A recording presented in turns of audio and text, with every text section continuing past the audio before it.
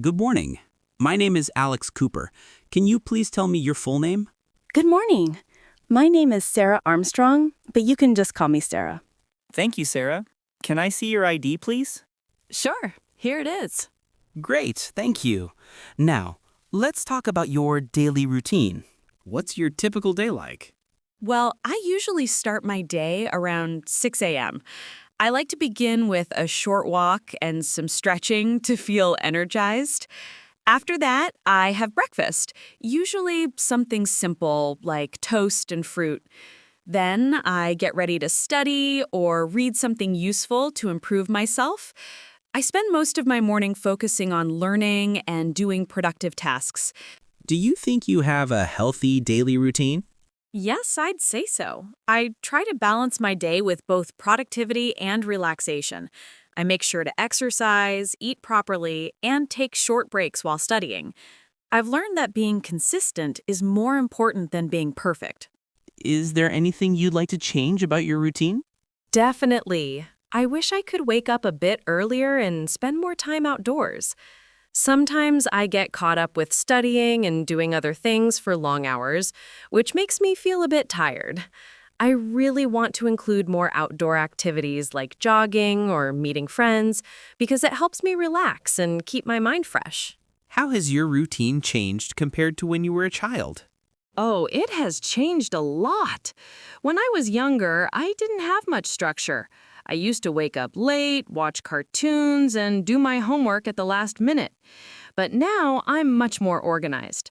I plan my day carefully to make progress on my goals, like improving my English and preparing for university abroad. Great job. You've just completed part 1. Now, let's move on to part 2, the cue card. You'll have 1 minute to prepare and 2 minutes to speak.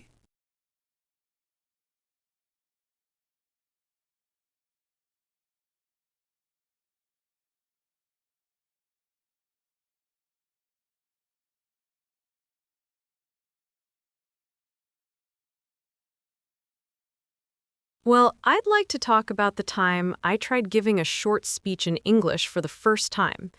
It happened about 6 months ago when I finally decided to take my English learning seriously and challenge myself to speak in front of others. At first, I was really nervous because I had no idea how to express my ideas clearly or stay confident. I practiced by recording myself on my phone and placed it on a stack of books while I spoke about a simple topic. Describe your hometown. It took me several attempts because I kept forgetting what to say or felt awkward speaking in English. However, after a few hours of practice, I finally managed to deliver my speech smoothly. I showed it to one of my friends, and they said it was really clear and natural. Hearing that feedback made me so happy and gave me a real sense of accomplishment. I felt incredibly proud and motivated because that small step taught me that trying something new can be uncomfortable at first, but once you keep going, you start to feel more confident and capable. It was a simple but meaningful experience that really changed the way I see learning and self-improvement. Let's talk more about trying new things and routines. Why do you think people are sometimes afraid to try new things? I think it's mostly because of fear of failure. People worry about what others might think if they make mistakes. Also, when something is unfamiliar, our brain naturally resists it. It's a kind of comfort zone issue. People prefer what feels safe and predictable, even if it's boring. How important do you think it is for people to change their routines occasionally?